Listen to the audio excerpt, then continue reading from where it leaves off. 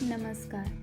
आज या व्हिडिओमध्ये आपण वरणा म्हणजे जो पावटा असतो त्याची वाळलेली डाळ आहे ती भिजवून घेतलेली आहे 1 वाटी. त्याची डाळ आज आपण सुकी भाजी बनवणार आहोत. त्यासाठी 1 कांदा, टोमॅटो घेतलेले आहे. आता कढईत तेल गरम करून त्यामध्ये प्रथम कढीपत्ता टाकून नंतर कांदा भाजून घ्यायचा.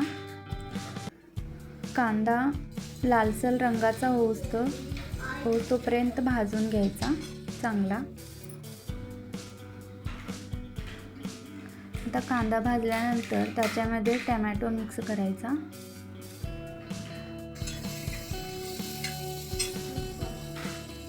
टोमॅटो भाजल्यानंतर थोडंसं आपण जी भिजवून घेतलेली डाळ होती ती घालायची. वरण्याची डाळ आहे ही. आता त्यामध्ये थोडंसं पाणी घालायचं. हे अशा पद्धतीनं. जर पाणी जास्त झालं तर डाळ आपली पूर्ण गीर शिजते, पिठासारखी होते. म्हणून थोडंसं मिडियममध्ये पाणी ठेवायचं अशा प्रकारे. आणि मग त्यामध्ये तिखट मीठ टाकून मिक्स करून घ्यायचं.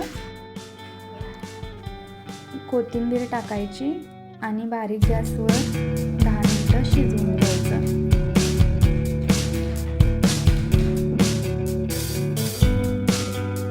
मध्ये एकदा दोनदा मिक्स करायचं.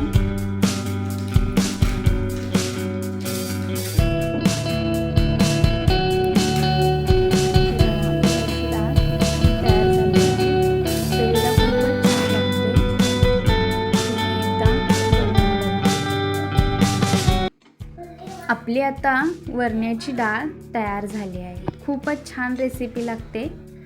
तुम्ही एकदा ट्राय करून बघा. Thank you.